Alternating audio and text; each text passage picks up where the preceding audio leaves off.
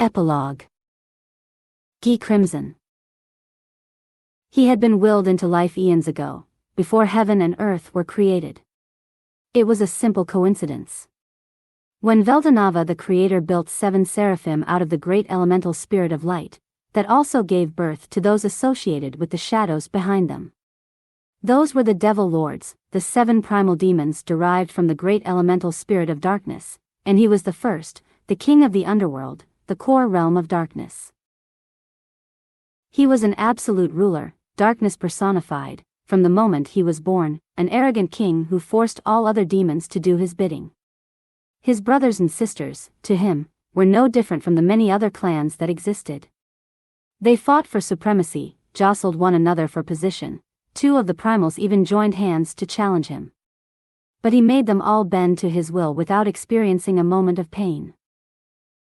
It was like child's play to him, but through it all, he discovered one thing. The primal demons were immortal, but if their heart cores could be crushed, they would be forced to serve the victor when they revived. As spiritual life forms, they'd be subservient to those they lost to. Once that truth was discovered, the remaining 4 independent primals fell into a stalemate. Not all of them, however. A lone holdout continued to trouble the king, but now that he had been called to the surface, his fate was separate from the others. Was this summoning a mere coincidence, or? There was no way to tell now, but in fact, that event would change the king's fate enormously. Called forth, he looked at his surroundings. He had grown lazy in the peace of the underworld, oblivious to the passage of time on the surface. The world, likely just created, already had civilization developing on it. Instantly, he understood that he had been summoned. This was magic, the ability to rewrite the laws of the world. The powers he enjoyed in the underworld were now limited. He could only produce the force of a newborn archdemon.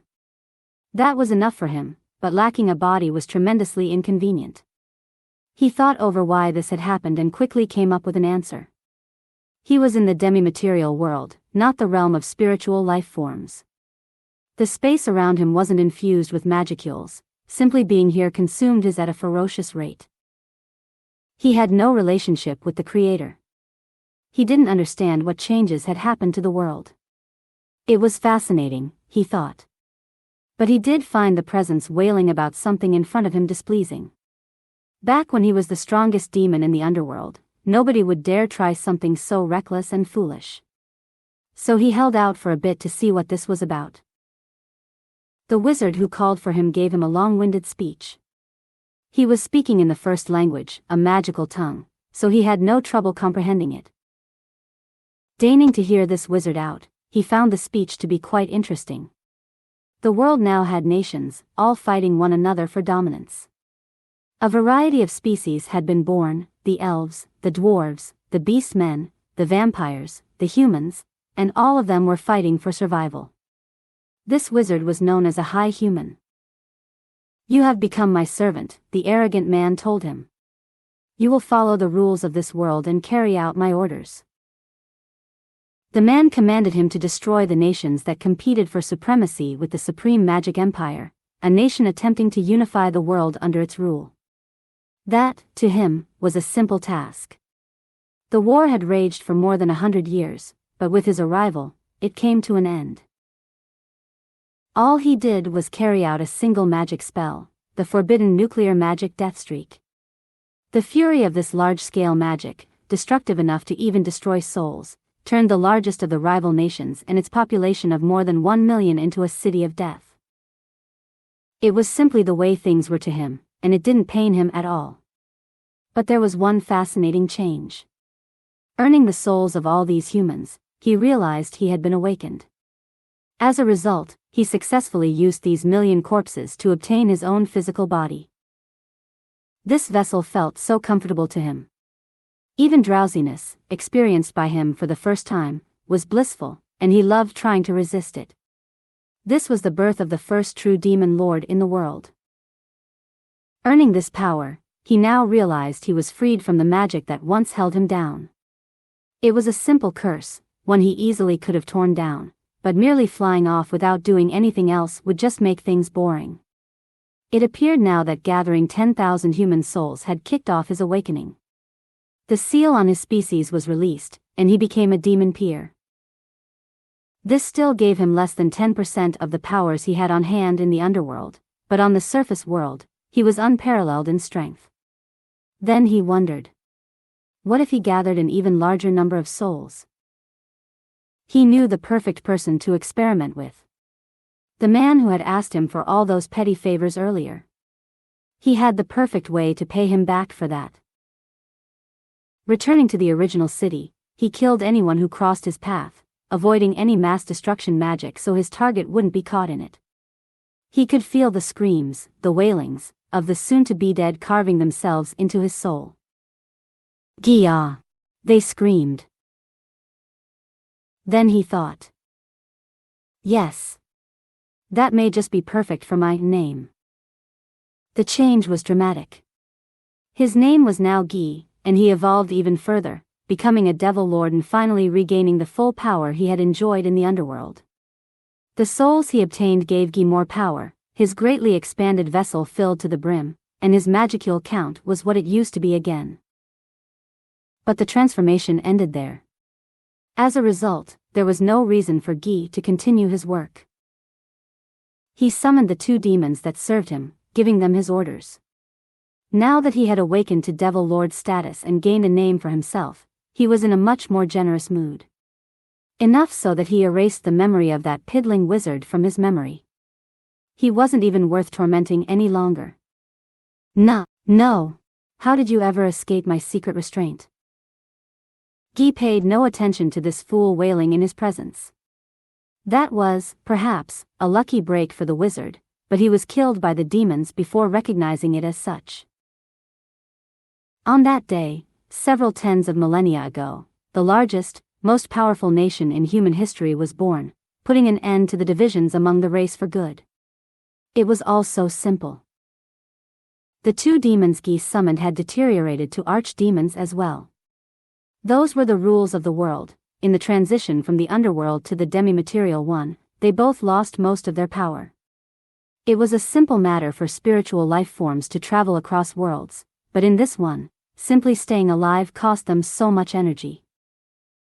They needed physical bodies, for only when they found one and evolved could they become permanent residents of this world. Realizing that, Gi waited for his servants to evolve. But, strangely enough, no matter how many human souls they gathered, the 2 of them never changed at all. So he gave them 2 corpses, and with them, the honor of becoming physical. That, more than anything else, proved just how good a mood Gi was in. These 2 demons were verd and blue, and the forms they took were both beautiful women. Gi looked at them as they kneeled before him, pondering to himself. If they would grow no stronger than this, he thought, there was no point in giving them physical bodies at all. He could assign menial tasks to them, perhaps, but their power just seemed far too weak to him. So, generous as he was, he granted them names. Recalling how receiving a name caused himself to evolve, he reasoned he could repeat the process with this pair as well. I'm going to give names to both of you. My pride refuses to allow those serving me to remain this weak. Gi made his declaration. For Vert, he would give the name Misery, styled after the misery expressed by the pained wailing of the downtrodden. For Blue, he would give the name Rain, for the rain that was falling on that day. Just as Gi hoped, the 2 of them evolved to demon peers. That was the beginning, the first day Gi and his servants left their mark on human history. The days wore on, fun enough, but still boring. Gi wandered across the world, enjoying whatever he ran into. There was ample hardship as well, but it didn't bother him at all. Misery and Rain were his constant companions, always poking their noses into his business. You know you're free to live whatever lives you want, right? He constantly told them that. But their responses were always the same. No, our duty is to be of use to you. Precisely. You are our king. We are your subjects. That is the eternal, unrelenting truth. So the trio's journey continued. At the same time, Misery and Rain summoned their own tribes, secretly building up their spheres of influence so they could provide all the riches and entertainment of the world to Gi, its ruler. Unlike life in the underworld, which was devoted entirely to battle and refining the strength of their souls, this world was full of exciting things to do. Nothing remained stagnant, everything was constantly growing. Cuisine, music, theater, dance, art, and so much more. Gi and his servants never grew tired of it. "Hey, this is pretty fun too, isn't it?" Gi shouted out as he was joining in a dance, part of a festival held by a minority clan in a small settlement. He smiled at Misery and Rain, a rare sight for his servants that gave them paroxysms of delight. "How wonderful. I thought these humans were frail and useless, but they have their value after all, don't they? Everything in the world belongs to Lord Gi, and a tool only has meaning when you put it to full use." Misery and Rain were sure of it all over again. To keep Gi happy with them, they learned a wealth of things in the places they visited. Their experiences lived on in their cooking, cleaning, song, dance, and music, the foundation of their roles as all-purpose maids, enabling them to grow and develop further. In the underworld, the weak were ruthlessly weeded out. Non-demons were exterminated, only those with utility as slaves were put to work. But in this world, even the weak had value, and once they realized that, it seemed like such a waste to destroy this world. "Humans are truly the cutest little things," Gi said. "Foolish, yes, but I could never bring myself to hate them." Some were foolish, indeed, but some were truly wondrous. Their uglier emotions inspired hate among the demons, yet the more beautiful ones were a delicious sight to behold, the greatest meal Gi's band could ever hope to enjoy. The difference from one extreme to the other was so intense, Gi began to think that calling all of them humans was a tad slapdash. Gi was very kind to humans. If a fearsome magic beast threatened the countryside settlements, he'd eradicate it. When evil mysticists, believed to be survivors from the supreme magic empire, reared their ugly heads, he destroyed them. His deeds were celebrated, passed across generations, and over time became the stuff of mythology and legend. And then he met him. The creator of the world. Its supreme master and most powerful presence. Gi was making the most of these calm, peaceful days, but his senses were constantly sharpened. That's why he knew. This figure before him was Veldanava, the Star King Dragon, the creator. "If you're a real god, you bastard, then use your power to show it to me." Gi boldly laughed at him. He was sure he was the strongest, and so he taunted Veldanava like it was his right. The results weren't even close. Gi couldn't land a single blow against him before being smashed into the ground. At that moment, the pride he kept as the unbeatable strongman of the world was shattered into a million pieces. So, following the rule that defeat meant servitude, Gi would now be Veldanava's slave, but shattered though it was, his pride refused to allow that. "Kill me if you want. I'm satisfied with that. Now I understand, in life, there is always someone better than you out there. There is no limit to this totem pole of strength, for I, too, must exist amid this unbroken rule of law. O great being, I take real pride in losing to thee." Gi sounded almost triumphant. But Veldanava just laughed back. "Little man, I love all the things I have created. This world was once boring, but now it's growing more bountiful by the moment. Intelligent beings inhabit it, evolving to where they can communicate with me. And now there are powerful men like you, strong enough to withstand combat against me." "Ha! You call that withstanding? I landed nothing on you, and then you did this to me with one swipe. Heh. But you withstood it, didn't you? Millions of people would never even try to take me on, but you did. That alone makes me more than happy enough." "Sure. We'll leave it at that. If you could, please. Also, I need to ask you a favor." "A favor?" A comfortable sort of satisfaction now filled Gi's mind. he found himself willing to listen to Veldanava. Yes. If the world keeps growing at this rate of speed, it will likely be destroyed within a few millennia. Humans get so carried away with their mistakes, you see. Sometimes doing the right thing isn't true justice, and doing the evil thing can save the world on occasion. They are imperfect, and that's why they're so lovable. It is not my desire to see them meet their doom. Veldanava was asking him to help prevent the world's destruction. It made Guy recall the supreme magic empire he'd torn apart, a nation driven by lust for power and authority to war against their own kind. I see. Yeah, that was pretty awful. If I'd let that nation survive, maybe they would have destroyed the world long ago. Guy was sure about it. But one question remained. Your prediction is much the same as my own.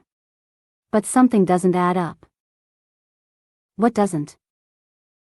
Aren't you the creator? If you're the God who created us, you ought to be able to guide the world the way you want it. Why do you need to ask someone like me? Ha ha ha. Well, because I'm not omnipotent. When I was born, all that existed was my will. It was complete, fully, not a piece missing to it, a flawless existence, where all was one and one was all. I was the only thing in the world. Doesn't that sound boring to you? It made sense to Guy. It took someone like Guy to understand. Veldanava had deliberately cast away his own omnipotence. I'll bet he did. If he could see how everything would turn out, it'd be the most boring thing ever. Based on his own experiences, he knew that fighting nothing but battles he knew he could win got old after a while. Everyone in the underworld, except one person, feared Guy. It had been ages upon ages since any of the other demons challenged him. All that, and not even he was any challenge to Veldanava. Guy could see why he had thrown out his omnipotence. Yeah. I don't hate this world at all, either. I'll help you. He didn't waver for a moment. Guy liked this world as well. And whether he was now a slave or not, Guy truly wanted to lend a hand. Veldanava nodded happily at him. Thank you. You will become an arbitrator, my representative. I want you to watch the world for me. Huh? Your representative? You don't need to order me around? Of course not. I told you I hate forcing things on people. Oh yeah? So what should I do? Whatever you want. You can keep wandering around the world, or you could build a citadel to rule from. As long as you remind mankind that threats continue to exist so they don't get arrogant, anything works. Arrogant. Hearing that word made Guy realize just how suited he was for this job. Right. Then I will rule over the humans as a fearsome demon lord. If they have an absolute enemy to contend with, they won't have the time to squabble with one another.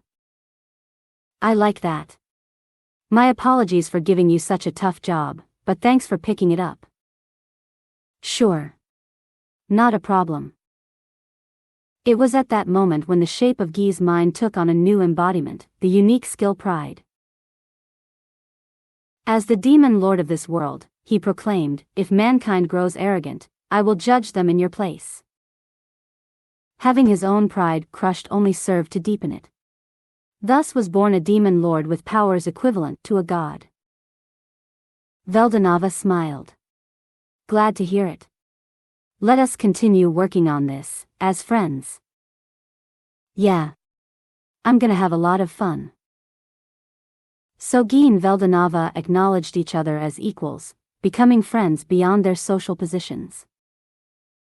As he promised, Guy lived life as a demon lord. To allay his boredom, he monitored the larger settlements that appeared across the land. Over time, they became villages, and then the villages grouped together and grew into nations. It was all crude compared to the super civilizations of the past, but the magic and technology quietly passed down manifested itself again, and things grew at a fairly decent clip. Watching mankind go about its business was fun. And over time, multiple nations took shape, and once again, small-scale conflict began to break out. Should I do something? Guy wondered. But he was always one to prefer taking action over stewing in thought. So he destroyed one nation that had his attention, partly as a warning. Mankind feared Guy as a demon lord, this visible threat to them. In order to face up to this threat, they fostered a desire to unite. Perfect. As long as they don't rile me, I'm not gonna destroy anyone. Guy was an arbitrator, and he enjoyed his work. As time went on, Misery and Rain used their respective underlings to rule over a large domain. They defeated the local gods, monsters, and magic born in the area, helping their reputation grow. Misery was even using her underlings as spies, having them infiltrate human society. She'd pore over the intelligence they brought back in order to expose those who needed purging. Her mission: give humans just the right amount of terror so they'd stay on their toes. The Demon Lord system was now firmly established, and when it was, Guy didn't have much to do. He wandered around the world, enjoying battle whenever he felt an urge to fight. Once he laid waste to an army of giants that caused trouble even to the 7 primordials, Veldanava's servants. Veldanava also asked Guy to fight Epilogue, the world destroyer dragon, and that was a pretty fun experience.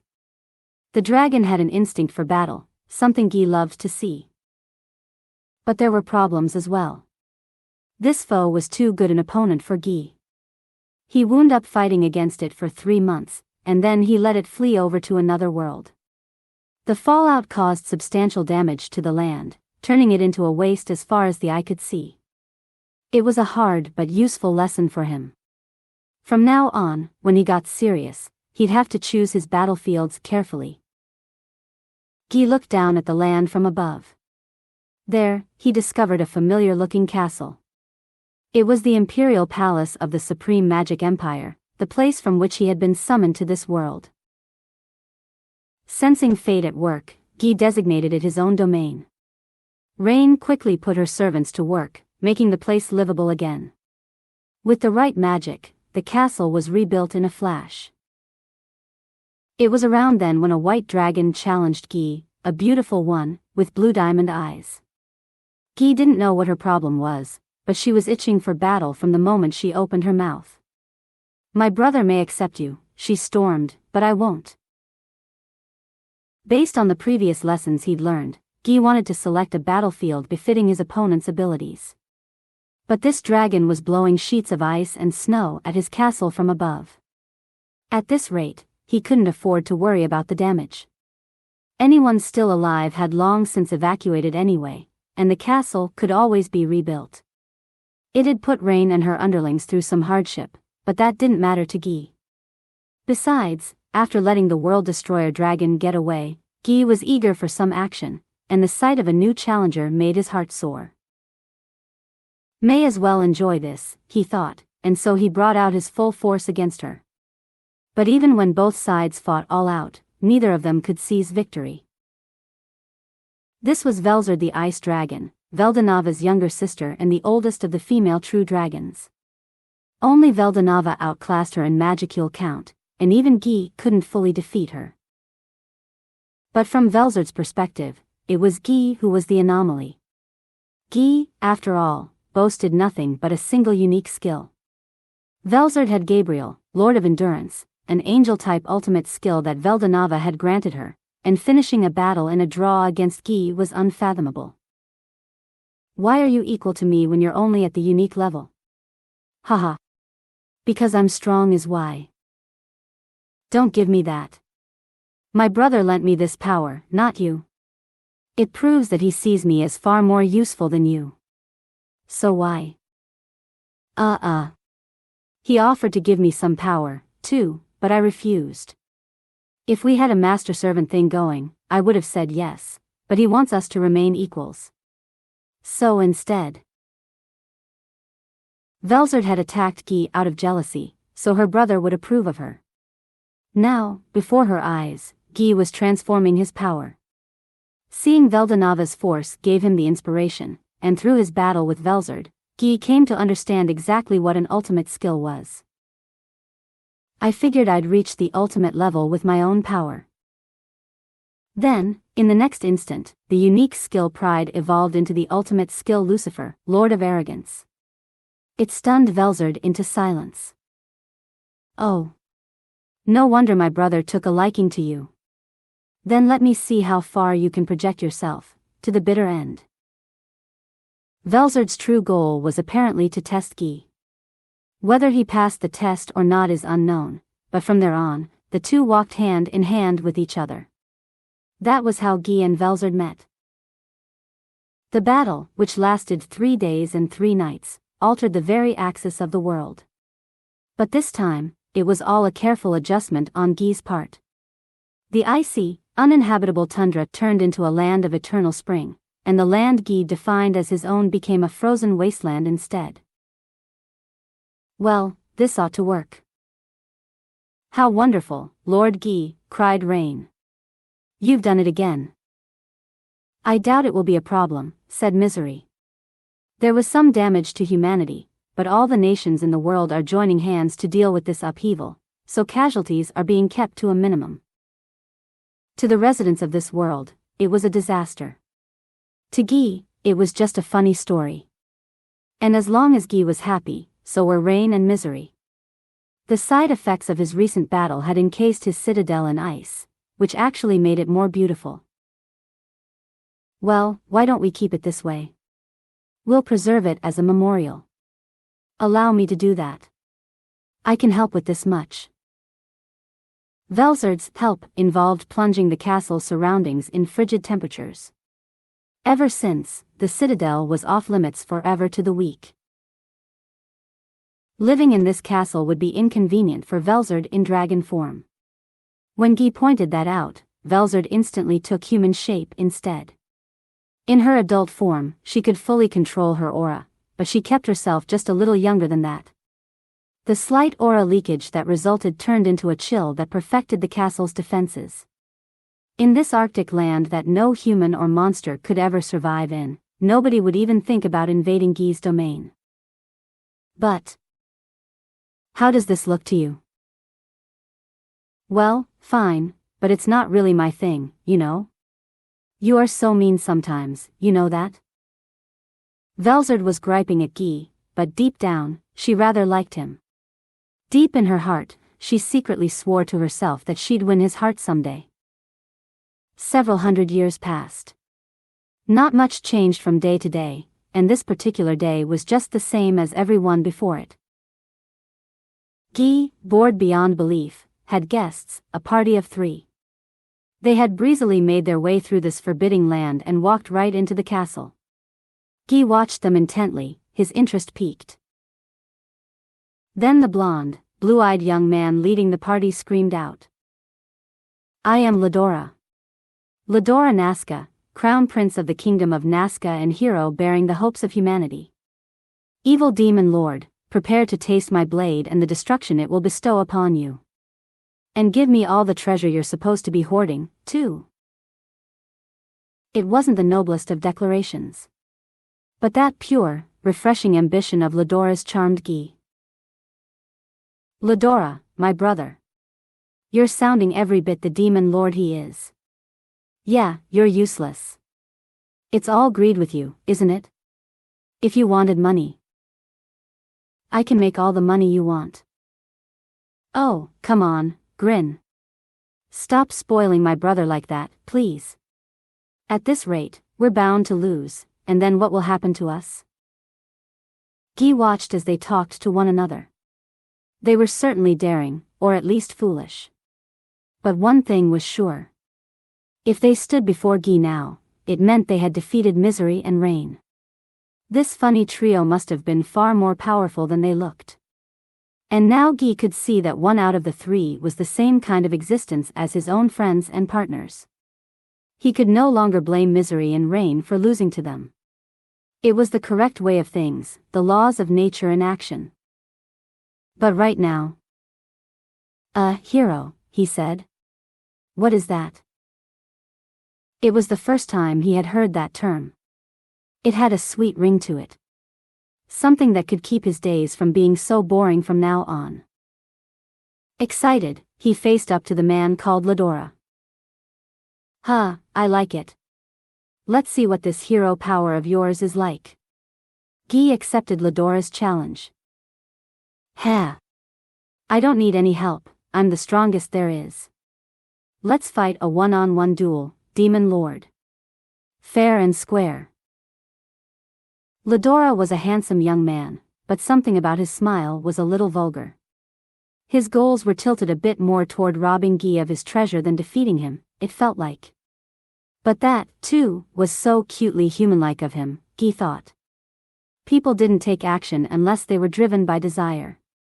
They studied hard and worked hard because they wanted a better life. Ladora was absolutely human, a human with the sweet emotions Guy adored. Haha. Try to resist me. And so the battle began. Guy observed Ladora as he lunged at him. It was a sharp, quick attack, but there was no gravity behind it. Once Guy realized that, he grew frustrated that Ladora was holding back, not giving his all. Ladora was protected by an intricately crafted set of full-body magic armor. It looked pretty valuable, so Guy decided to destroy it first. Apparently, this upstart was obsessed with money, he'd hate it if his belongings were all broken up. Guy was toying with him, in other words. Easily dodging Ladora's sword, Guy segued into a punishing knee, but it was a feint. Instead, he executed a side kick. Ladora was trying to dodge it within a hairbreadth, so he couldn't adapt to the sudden change. The kick hit home, shattering his armor. Ayawa. This armor is worth our nation's budget for the entire year. Are you all right, my brother? You are such an idiot, Ladora. If we all fought together from the start, you wouldn't have a broken set of armor right now. Shut up. This is a necessary outlay, all right? Ladora was on the brink of tears. The kick must have worked better than Guy thought. Realizing this, he grinned. Now I'll bend up his sword and make him cry for good. He observed the trio again. But just then. At least let me cast some support magic, my brother. Holy Blade. The girl with the platinum pink hair, the one Guy marked as the least threat of all, invoked an unbelievable magic spell. The sword in Ladora's hand glowed. It was an evil dispelling light, a dazzling, divine aura that smote the darkness. That's not good. That light has the power to cut through my barrier, I think. He should have stopped the spell before it was cast, but Guy was enjoying the battle too much. It'd be boorish of him to impede a good time. Ha! I'll allow this, it's just my little sister cheering me on, after all. But don't give me any more help, Lucia. Ladora was the type to be more interested in results than personal pride. Having his own sister help him out wasn't about to damage his ego at all. I'm liking this guy's personality. He wasn't in any real danger, but things were looking worse for Guy. But, for whatever reason, he was enjoying this. That much isn't even a handicap for me. In fact, all three of you can fight me at once. Nonsense. Now I'm getting serious. Prepare to die.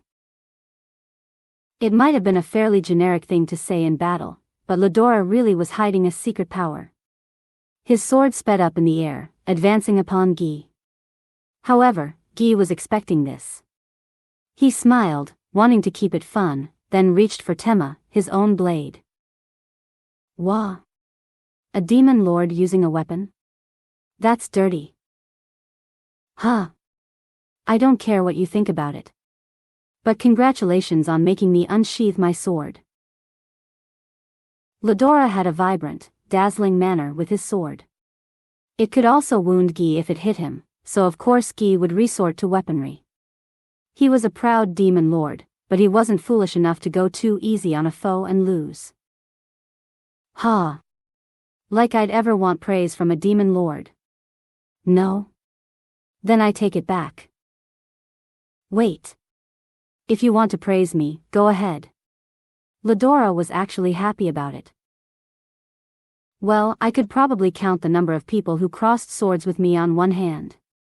Ladora, was it? I've noted your name now. You should be proud. Guy, in a jovial mood, fulfilled Ladora's wish. Ladora replied with an earnest smile. You're pretty impressive, too, you know. I didn't think a demon lord could parry an evil smiting blade like this so easily. I owe you one for recalling my name.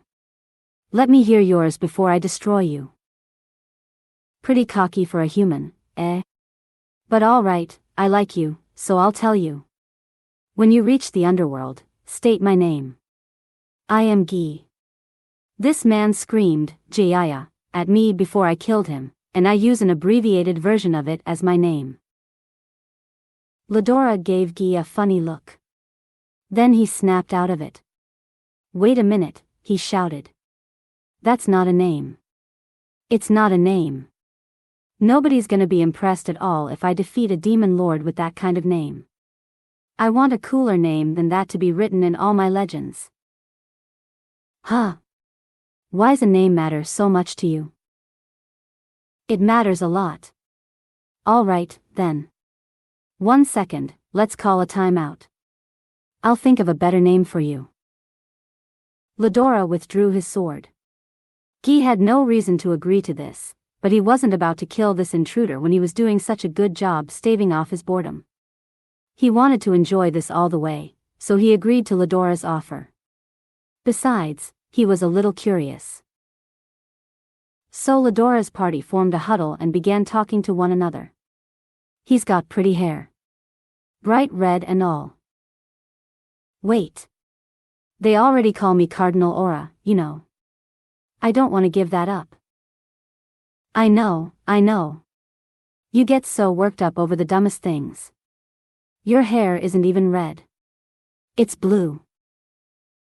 You're the one who started calling me that. Yeah, I know. You're so bad at dealing with women, my brother. I bet Grin's going to dump you before much longer. What? No way.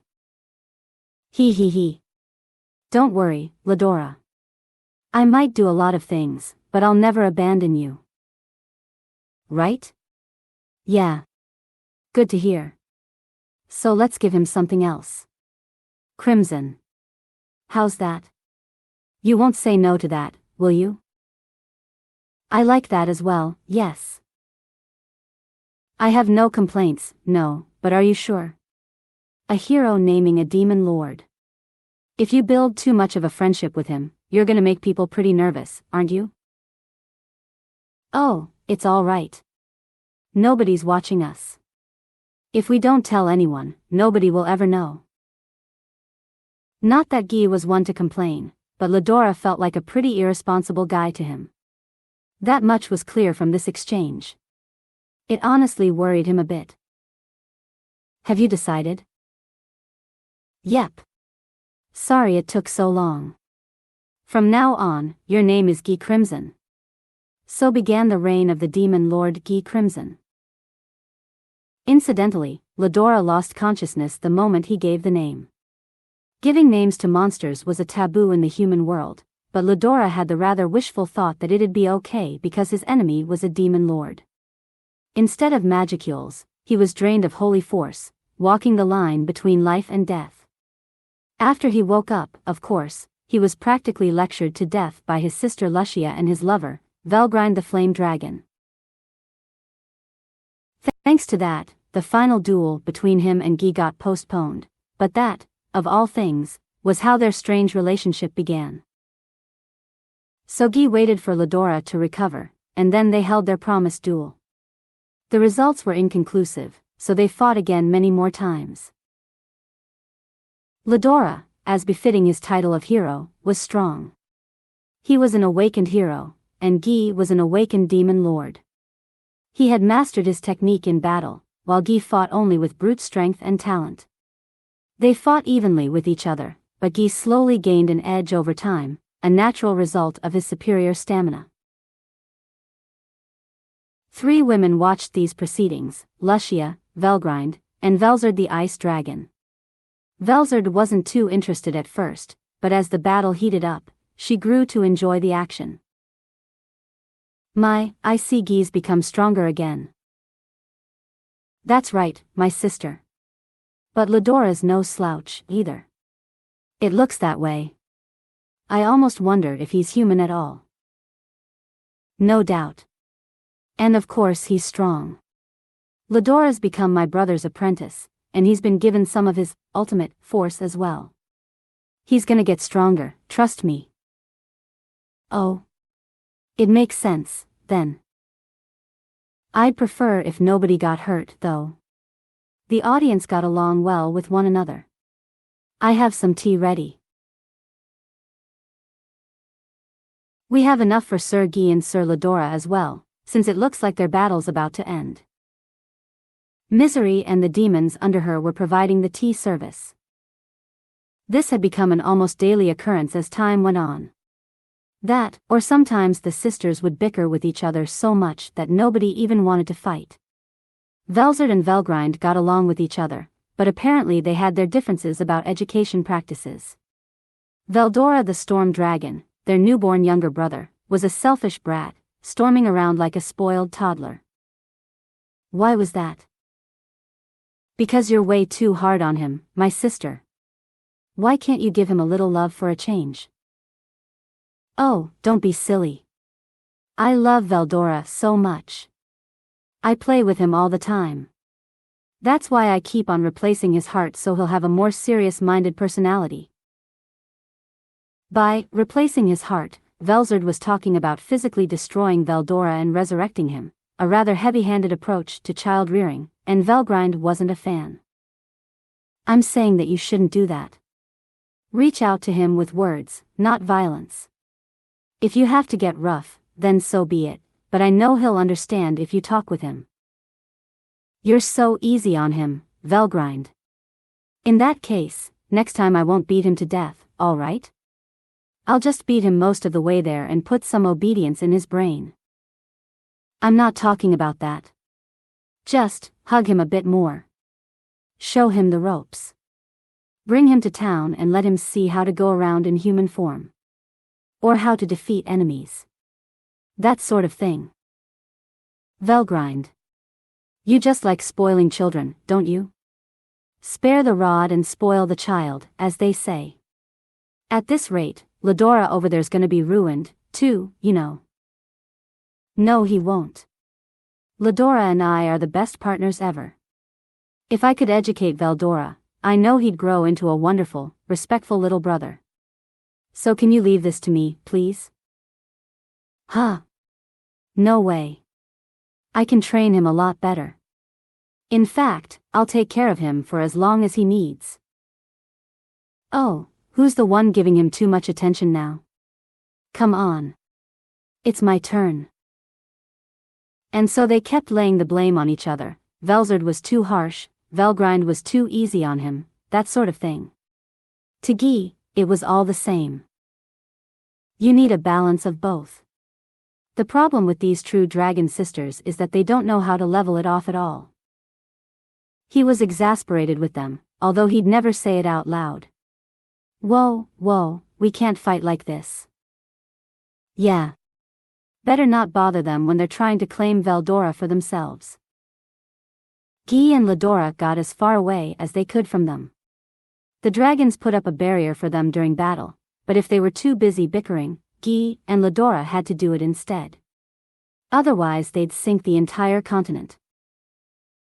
They were all used to it by that point, but even so, Guy wished the sisters would argue someplace where they wouldn't bother everyone else. One man's fault is another man's lesson, as they say, but Guy and Ledora weren't getting any lessons from them at all. One day. Damn it, you're back again? Shut up. This battle isn't over until I win. Fighting was now the way Guy and Ledora said hello to each other. They started going at it like usual, and they'd keep going until they were exhausted. It'd always end in a draw, and then their usual arguing would start up after that. You keep talking about keeping it fair and square, but you fight pretty dirty, don't you? Guy was right. Throwing sand into his opponent's eyes was a given. The moment Ledora began fighting, he'd always put up a holy barrier to reduce Guy's force.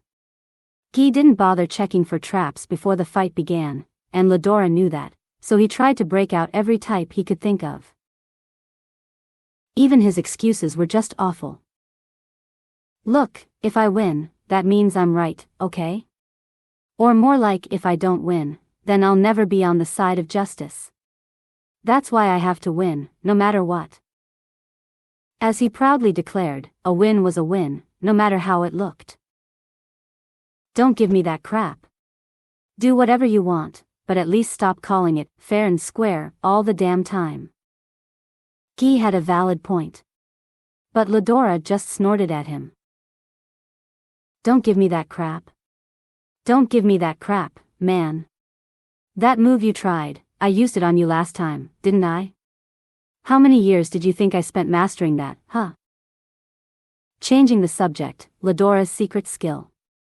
Nudging the conversation off the rails was how he kept Guy from putting him in a corner all the time. Ledora had received a royal education, so he had a knack for verbal gymnastics like this. Years?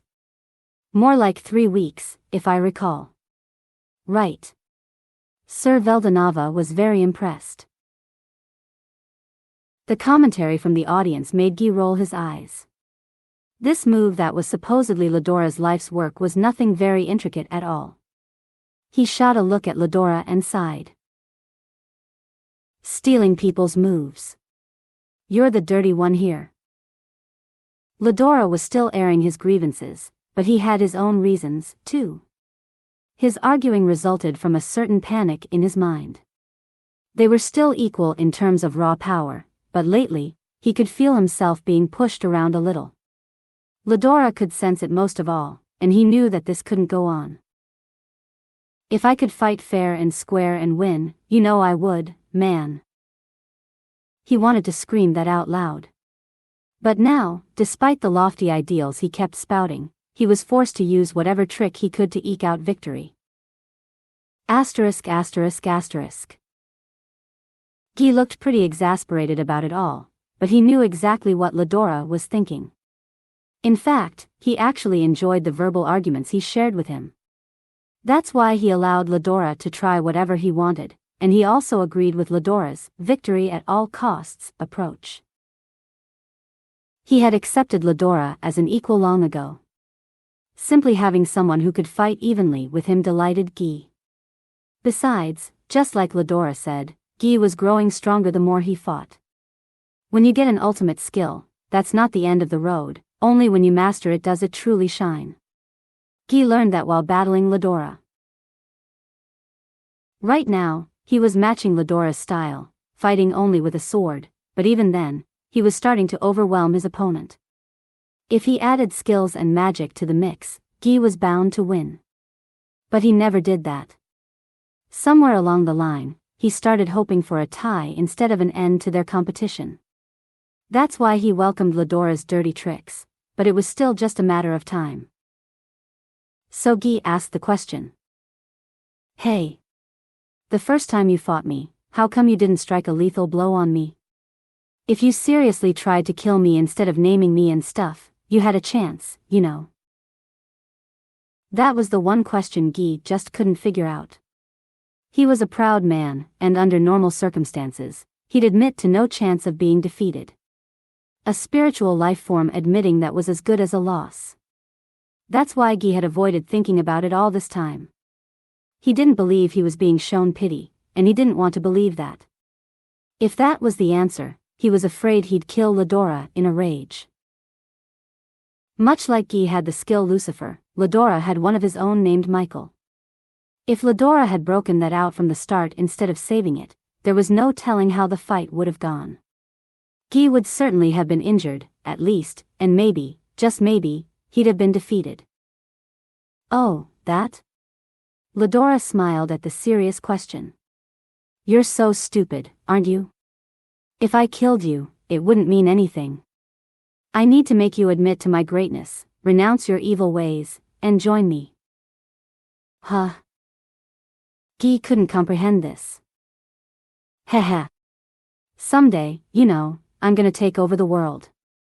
That was the promise I made Veldanava, the Star King Dragon, my friend and master. Ladora was apprenticing with Veldanava, Guy knew that much. The true dragon himself said so, and he didn't doubt it at all. But Guy never imagined Ladora had aspirations of world conquest. So, the job Veldanava asked of me was to prevent idiots like you from trying to conquer the world, okay? I know. That's why Veldanava told me to make you accept me. Damn it, Veldanava, Guy thought. You pushed him on me because he annoyed you too much, didn't you? There was the answer. Guy could hear Veldanava in his mind, asking him to teach Ladora about reality. Ladora bragged about how he'd make Guy answer to him, but he only came here because Veldanava wanted him out of his hair.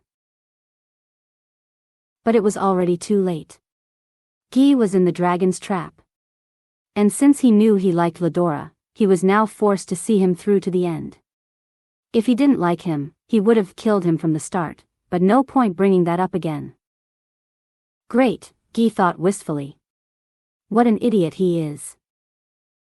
Like, seriously, Ladora said, I couldn't fully control Michael at full power when I first approached you.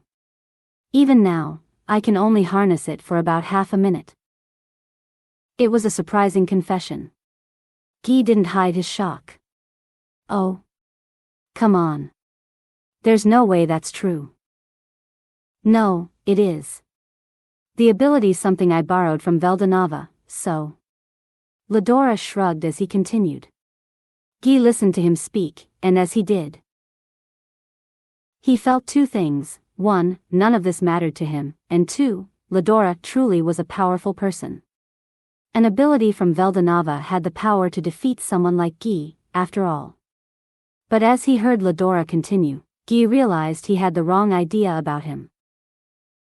This is a secret, but I'll tell you and only you about it. The skill I earned by myself is called Uriel. Like all the companions of mine who swear to me to follow my ideals and conquer the world and so on, all their emotions get pooled together and become this incredible ultimate power. He said he'd earned it himself, but apparently, Veldanava lent a hand as well. Still, it was impressive. Uriel was the manifestation of Ladora's own heart, and even among angel-type skills, it was on the highest level of potency. So I'm kind of trading that one in for Michael, but that one's a big handful as well. Uriel was really straightforward, The slay and protect abilities that come with it couldn't be easier to handle. But Michael has this ability called rule that I just can't wrap my head around. The ability let him borrow any skill possessed by those he ruled over and take control of that person, truly befitting a leader ruling his people.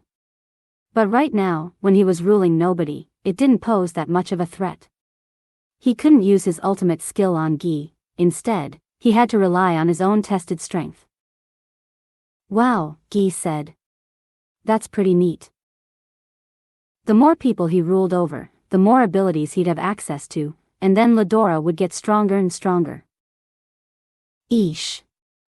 I thought I was gonna grow more and more powerful until I finally beat him for good, but now we can have fun for a long time to come. The fun times would continue. Realizing that energized Guy. But Ladora continued. But look, I'm not really interested in ruling over anyone. I'm a man, And I want to fight people using my own strength. I'm just not really in a position to do that and stuff. You're not? No. I guess you're friends with Veldanava, too, so you got a right to know. Guy grew nervous. With his long lifespan, he hadn't given it much thought. But he hadn't seen Veldanava lately, come to think of it. Did something happen to him? Well, normally, I'd be celebrating it, but... He got married to my sister Lucia. Married or, like, Lucia has his child at the moment. They're gonna be a genuine family. His child? A true dragon's child? That was a surprise. But a dragon eccentric enough to throw away its omnipotent perfection out of boredom might just decide to do that, too. It made sense to Guy. I guess these things happen, huh? He said. Yeah. And like I said, normally I'd be happy for them. But that's where the problems begin. The revelation Ladora had for him after that was beyond surprising.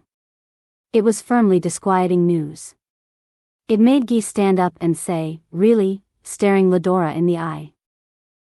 It seemed that Veldanava was little different from a human being at this point. He had told Ladora, with a slight chuckle, that he was now bound by a lifespan, something he never had before. It was a heavy truth to accept, one hard for Ladora to keep to himself, so that was why he told Guy. I guess that's in character for him, yeah, but what's he trying to do? I don't know. That's why I'm all worked up about this. But I think it's clear that I'm not going to be able to hang out here and fight with you all day for long. Yeah. They looked at each other and sighed. Stop. I like you, all right?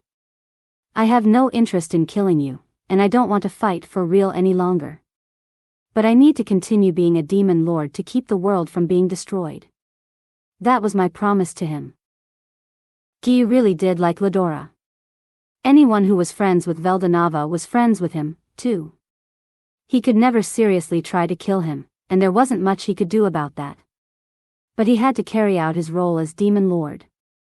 That was the role Veldanava had asked him to carry out. As an arbitrator, he couldn't afford to place his thumb on the scales the world rested on. So Guy looked him in the eye as he said that. Ladora looked right back at him. All right. Wanna play a different game, then? A different game? Ladora nodded. He wasn't acting all bashful like usual, face deadly serious. Yeah. We'll stop directly fighting each other. Instead, we'll just use pawns. And fight for control of the world that way. Honestly, I don't want to use Michael very much, but I don't have any choice. Veldanava gave me this skill to support my dream of conquering the world. I'm going to keep gaining followers, and as I do, I'm going to keep getting stronger. I'll bet. Guy nodded. He knew that was correct. And I don't want to kill you, either. Remember what I said? I wanted to make you accept me. I believe that humankind can unite as one. Veldanava is all about diversity, but that doesn't mean we have to keep fighting each other, does it? If two people with differing opinions can respect and interact with each other, then great. And if you can't accept someone else's outlook, just keep your distance from them. War keeps breaking out because these different races, these different nations keep getting weapons they shouldn't have, but if they were all part of the same nation, we could just talk everything out instead, right? You think so? Because as far as I know, humans are way too foolish for that. Oh, I know. But I became friends with you, didn't I? Demon lords and heroes are supposed to be mortal enemies, and even they can get along. If we humans are all part of the same race, it's got to be much easier than that. Ladora argued that no arbitrator was necessary at all. But Guy couldn't agree with that. That's pretty wishful thinking. Humans are greedy little creatures, which isn't an evil thing per se. You need greed in order to explore all the grand opportunities before you. But if those desires come into conflict with each other, that naturally leads to infighting. Dumb animals know how to deal with each other a lot better, don't you think? If animals who became monsters through magic were kept constantly well-fed, they stopped killing other creatures. They weren't all crafty that way. They just lived day by day, seeking as much pleasure as they could. But not humans. They were always thinking one step ahead, getting nervous, trying to build their fortunes so they could hold out in any situation. That's what their instincts told them to do, and that's why the world Ladora wanted was a fairy tale. Guiding people through words alone was the most difficult thing in the world. Even getting your will across to other people in words without being misunderstood was a gigantic challenge. Guy knew that, and that's why he believed Ladora's dream would never come true. Yeah, well, I know that. Veldanava laughed it off as idealistic, but I'm convincing people, and I'm earning their support. Like, the chances of it working are all but zero, but go ahead, try doing what you want. And between you and me, Michael has this ability called Armageddon that summons this army of angels that destroys everything in its path. That's what I can use to rescue humanity. I'll destroy all the world's military might, all its civilization, and I'll suppress everyone's hyped-up desires. And as I do, I'll unify the world. We can do it.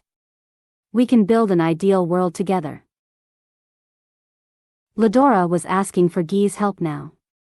He wanted him to stop killing humans all the time and make this feeble possibility grow as much as he could. Massacre isn't my hobby or anything, you know. If I don't like someone, I just rub them out, is all. Whether they're good or bad, it doesn't matter to me. If I like you, you live. If I don't, I kill you. That's all. That's what I'm telling you to stop doing. Pfft. I'm not patient enough for all the world's evil people to realize they were wrong from the start.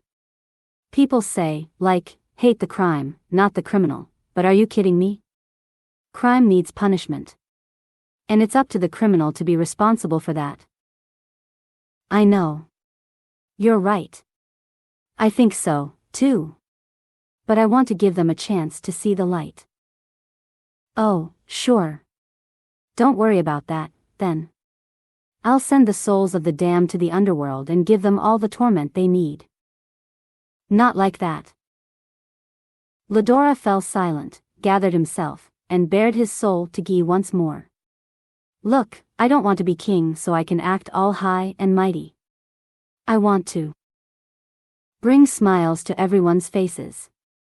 If people have safe places to live and friends they can talk with, that'll reduce the number of criminals, won't it? I want to get rid of poverty and inequality. I want to make a world where everyone can smile as they live. That's what I want. And I know there are some idiots out there you just can't do anything with, but I'll try to keep the casualties as low as I can. He was revealing his ideals to Guy, never imagining that someday in the far future, one of his enemies would say similar things to him. Guy responded with a pained shake of his head. No wonder Veldanava laughs at you. I didn't know you were that much of a kid. But, well, all right. Tell me more about this game you're thinking of. So you'll do it? I was getting bored anyway. That game could be more fun for me. It wasn't that Guy was persuaded.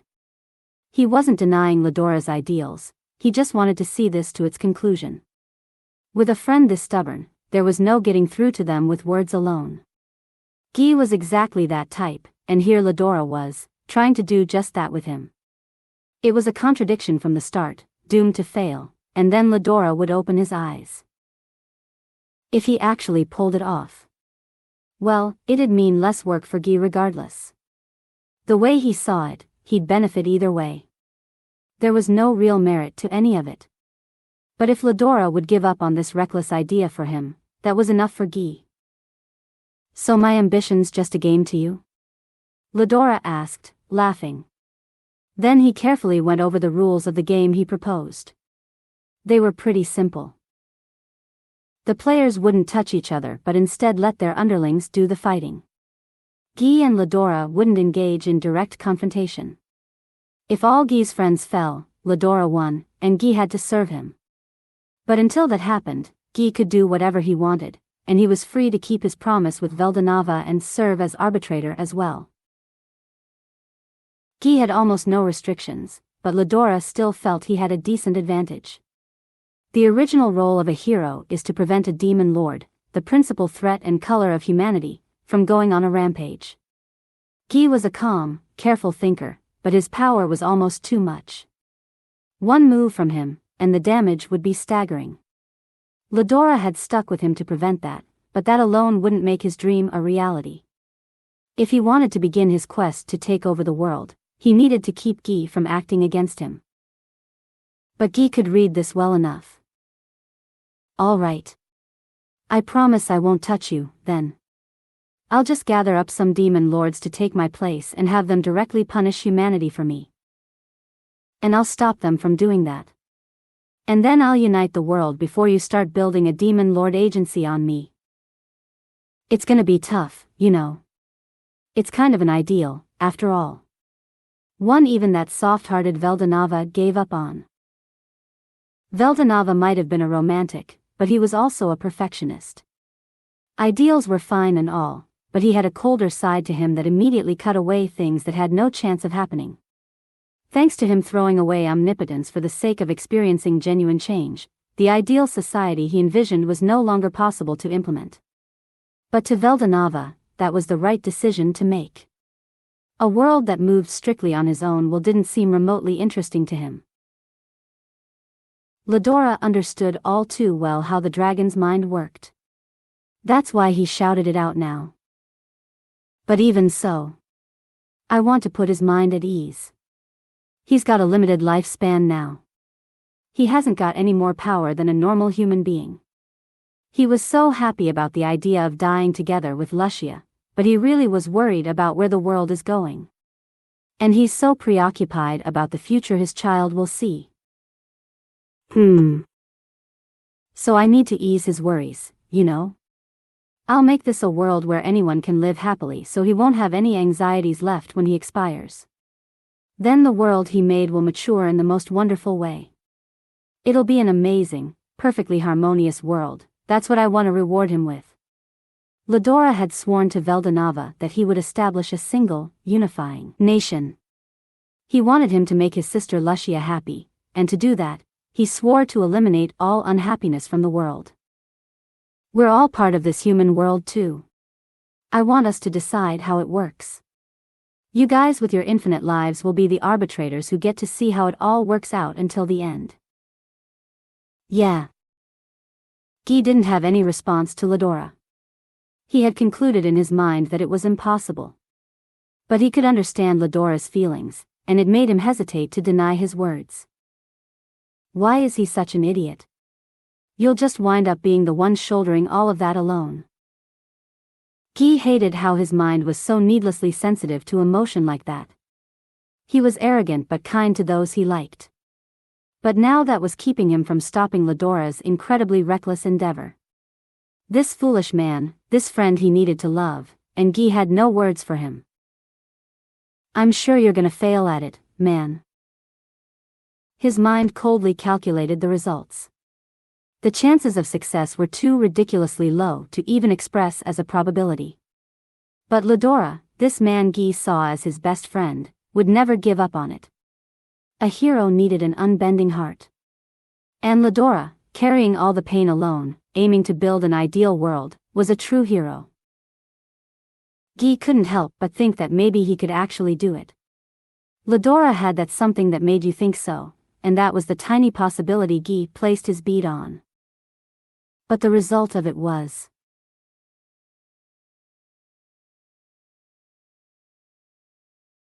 Guy and Ladora's game had seen a long cycle of tragedy ever since its beginning.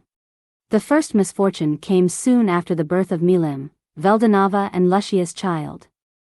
A terrorist attack occurred while Ladora was out on a campaign, the world of a rival warring nation, and the dastardly act took the lives of Lucia and Veldanava. At that moment, Ladora's dream audibly collapsed. I just wanted to relieve Veldanava's worries. I wanted him to accept us. He shut off his mind. All his wailings would no longer reach him. And all that remained were his rudderless ideals. You're gonna keep going? Yeah. The only thing I have left is my game with you. And the only goal I have left is to make you accept me. All right. I'll take you on. So the game continued. The next misfortune befell Veldanava's child, Milim. She grew up never knowing her parents' faces or even knowing she was related to Ladora. The only family she had was the pet that guarded her, and it was killed by a rival nation's scheme. Milim wailed over it in a blind rage. Guy devoted everything he could to soothing her. If he didn't stop her, she could destroy several nations before she was done. So do you still want to continue? If I had taken action sooner, none of this would have happened to Milim. It is my fault.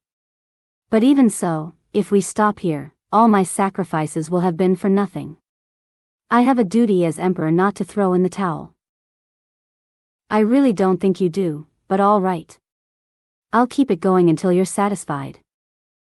If they stopped here, Ledora seemed ready to crumble to pieces. So Guy put off the conclusion until later. It was all he could do. An unhappy future was guaranteed for them, he thought, but nothing was set in stone yet. And so the game went on. The hardships kept transpiring, the ugliness of the human world thrust into their faces. Ledora kept serving as a saint because of the ideals sought by his heart and the tenacity in his mind. But even that had its limits.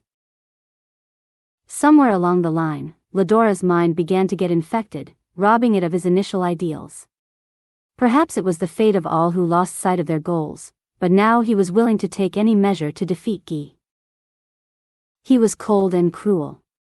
Beating Guy was all that mattered, and in the end, it cost him more bloodshed than ever before. It had turned out exactly as Guy thought. Then, finally, the day arrived. Guy bet on the last possibility available under the rules. The final judgment would be made by Rimuru, the most unpredictable pawn on his side and the one with the most hope to him. Honestly, he wanted to make the move himself. But Guy stuck to the rules to the very end. And thanks to that, not even that bastard Rimuru could do it. Guy lamented the fact. Not because he hated him or was frustrated over the result. He just missed the man he called his friend. I told you, didn't I, you dumbass? It was up to us. Demons. People whose emotions would never waver like that. As he muttered that to himself, Guy failed to notice the sensation running down his cheek. He simply sat there, praying for Ledora's final peace. So the game between Guy and Ledora, played over several thousand years, came to a close. Guy, flashing his usual bold smile, was adrift in sadness. A pair of blue diamond eyes coldly looked at him, a twisted smile on her face. Even after the game ended, the embers of conflict were still smoldering. And soon they would form the signal for the Tema War, a war involving angels and demons that would dominate the entire world.